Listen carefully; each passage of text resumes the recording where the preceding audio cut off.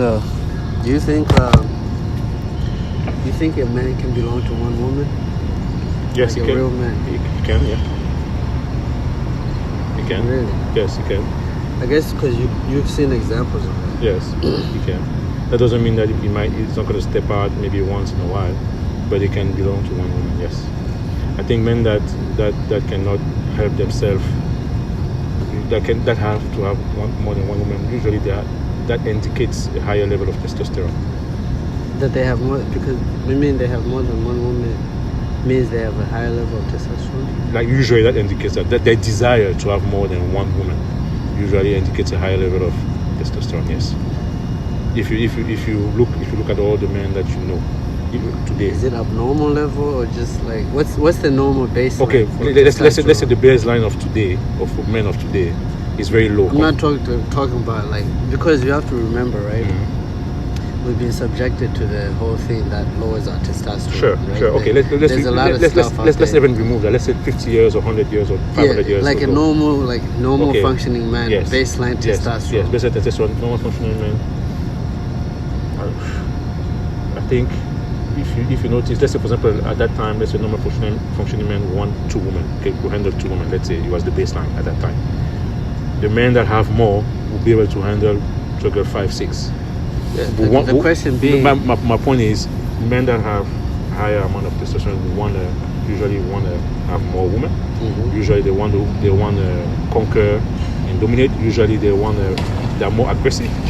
They want to fight more. If you're the type of man where, let's say when you're walking and you see another man, the first thing that you're thinking about is like, man, can I take him? You probably have a high.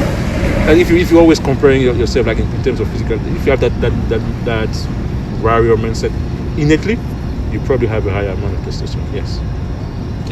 Okay, so basically what I gather from what you're saying is that all things being equal, a man will probably want more than one woman. All things being equal, yes. Yes. But then when there are other things at play, like if your testosterone is low. Okay, aside from that, just because you keep using testosterone, but what other factors? Okay, because in the Western society, for instance, right, we have the model where like one man, one woman, right? Yeah. That's the marriage thing. Yes. And it's against the law. Yes. But you know why they have that model? Well, I'm just saying the Western model. That's polygamy. I mean, polygamy is illegal in this country, right? Yes. In the Western model. Mm-hmm. But like, if you go through history of our culture, our African culture, polygamy was something that was known. Like, it was well, for me at least, it's something I grew up seeing, and I dare say I even grew up seeing it now. It's just hidden. Yes. You know what I mean? It's just more so people like use tactics now. Yes. But at the end of the day, the dudes always have, guys and men anyways, always have more than one woman in play. Now, women also have become more like men, so they also have like more than one man in play. Yes. But let's talk about the men for now and the man's nature, because I feel like, just to divert a little bit, I don't think it's in women's nature to be having more than one man. But I leave that one. We'll touch that one a little bit later. Talking about men's nature, even though this society says one woman, one man, men still find tactical ways to, have more than one woman. You could call it a girlfriend, whatever it is, but they're probably sleeping with them and providing resources to them, right? Yeah. But the reason why this society, Western societies and some other societies have fetched the one woman, one man thing is because if you leave it up to nature, up to us, women will gravitate to the most powerful men. That means that the other men won't have shit, and that will create an imbalance, and that will create an unstable society. Because if men don't have at least one woman, what are they fighting for? If they don't have the ability to mate and to reproduce, what are they fighting for? So you see, we create an imbalance. But didn't we remember the other day when we were speaking? I think we addressed this issue. Most censuses always say there are more women. It's 3 to 1. Yes, but that's what I'm saying. But that's what I'm saying. And it may be even more than that. Okay, let's say 4 to 1. That's one factor. No, but let's say there's 4 women to 1 man, right? if you ask a woman, let's say on the scale of 1 to 10, let's say we're grading women and men, right? Let's say a woman that is a 5. You ask her what type of man she wants. In the sexual marketplace. Yes, she would want a man that is an 8 to a 10. Or do you see what I'm saying? A woman that is a 4, we want a man that is an 8 to a 10. The woman that is an 8, want the man that is. So right, but that's what they say. No, but what they say is different from what they actually end up with. Yes, you know what I mean? But ideally, if they had the choice, if polygamy was permitted, they would choose the same kind of man. So that means that the men that are 5s will get shit. Nah, that's not true. Okay. You know what? Okay, maybe let me say this first of all about what I've learned about women, right? They have, and even men too. We all have this ideal of the type of mate we want. You know what I mean?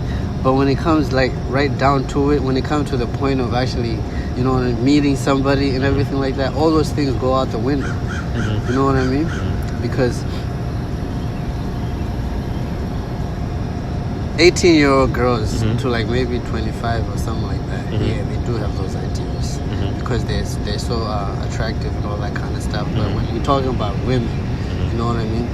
Those ideals go out the window because I've encountered many scenarios where I'm like, wow, how did this woman end up with this person? You know, because there are other factors at play now that, you know, the reality of life. You know what I mean? So, in a sense, in the animal kingdom, what you're saying makes sense that they will most women will gravitate towards like where there's perceived power because not only perceived, real power. It's perceived. No, power. If a man has money, if a man has looks, genetically is tall and he has looks, it is real power because they want the breed to get the best offspring, right? That's their mating strategy. They want to get the best offspring, right? If I want to get the best offspring, I have to find the male that is the strongest, that is the most intelligent, the most charismatic, and that has resources. But I mean, this is natural. I've impregnated women with nothing. Yes, but it's not. You know what I mean? But you are an anomaly. Because they're more so interested because they're interested more in masculinity than anything else. Yes, but that's what I'm calling. That's charisma. I'm calling it whatever you want.